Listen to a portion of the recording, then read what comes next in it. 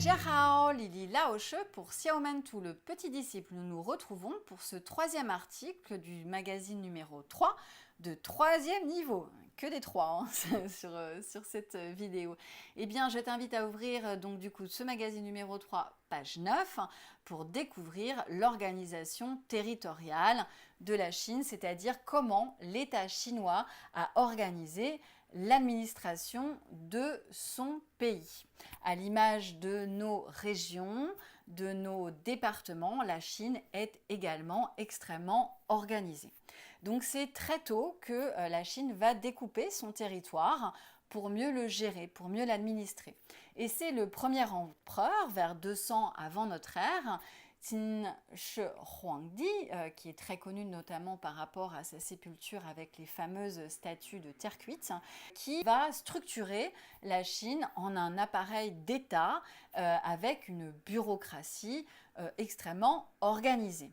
La légende raconte qu'il y a très longtemps, après avoir maîtrisé les eaux, Da Yu, le fameux Yu le Grand, fondateur légendaire de la Chine, divisa l'empire en 9 départements. Zhou.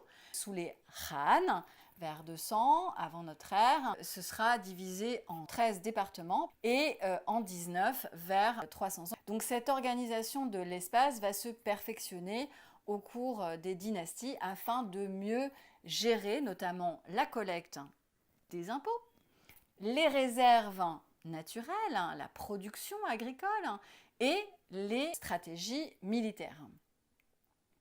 Donc c'est sous la dynastie mongole des Yuan, au XIIIe siècle de notre ère, que 10 provinces chinoises, Shang, voient le jour. Et c'est au XVIIe siècle, sous la dynastie mandchoue des Qin, que ces 10 provinces passeront à 18 provinces. On parle de la Chine des 18 provinces qui représentent en fait le territoire historique de la Chine.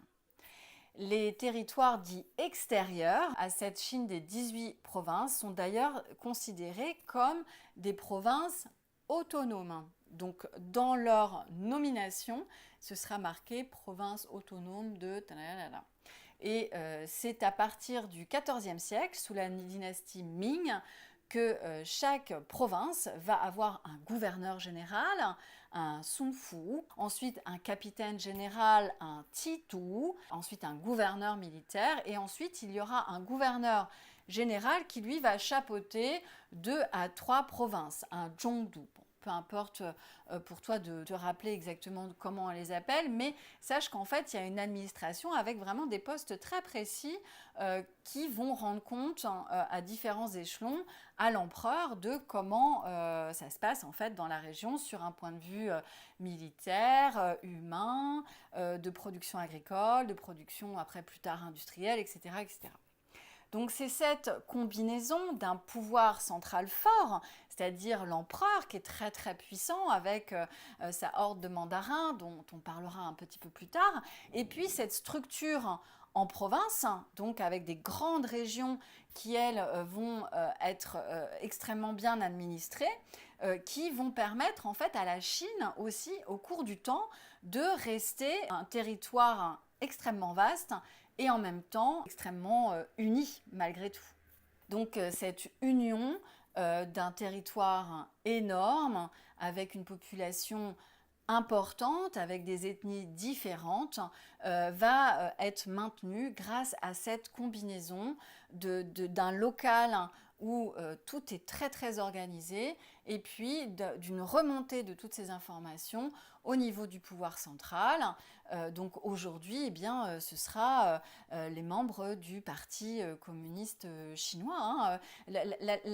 L'administration sous la forme de l'Empire et l'administration aujourd'hui, bien que différente, en fait, suit cette même hiérarchie et cette même logique d'un territoire qui va être vraiment tenu. D'ailleurs, les maires des grandes villes et les gouverneurs des provinces ont énormément de pouvoir hier comme aujourd'hui. Hein. Simplement aujourd'hui, bon, bah, comme il y a le comité du Parti communiste, bon, bah, il y a cette dimension voilà, qui rentre un peu plus en ligne de compte, qui est censé être beaucoup plus partagé au niveau du pouvoir. Enfin, tout ça est quand même de la politique. Après, c'est un petit peu dépasser le cadre de notre apprentissage. En fait, ce qui est important pour nous de retenir, c'est que, eh bien, il y a un empereur qui est très fort, qui est entouré donc de mandarins, de gens extrêmement intelligents qui vont l'aider à gouverner. Bien souvent, d'ailleurs, il y a des gens étrangers qui vont participer au conseil en fait de ces empereurs. Et puis, bien, en local, on va avoir des grandes régions ou des grandes villes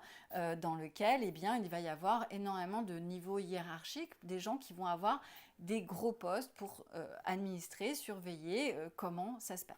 Donc voilà un petit peu comment ça fonctionne au global. Il va y avoir donc au sein des 5 grandes régions géographiques 4 types de zones. Donc tu vas le voir sur la carte. Il va y avoir les provinces, Shang, qui sont au nombre de 22 aujourd'hui.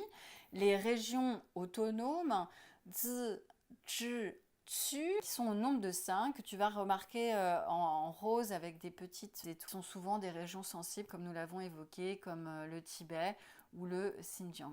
Donc ils sont vraiment toujours la plupart à l'ouest, donc tu en as un petit peu au nord, tu peux en voir un petit peu au sud aussi.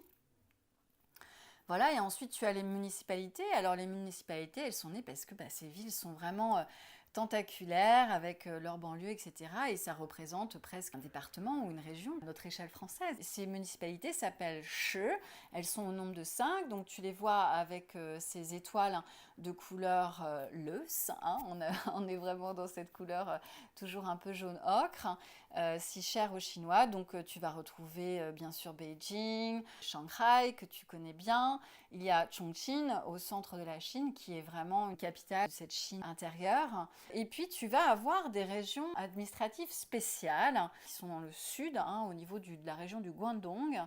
Et ce sont en fait souvent des zones qui ont été par le passé colonisées par les Européens et qui ont eu, grâce ou à cause des Européens, des privilèges un peu particuliers en termes de commerce au 19e et 20e siècle et qui ont finalement gardé une façon un petit peu particulière d'administrer leur territoire.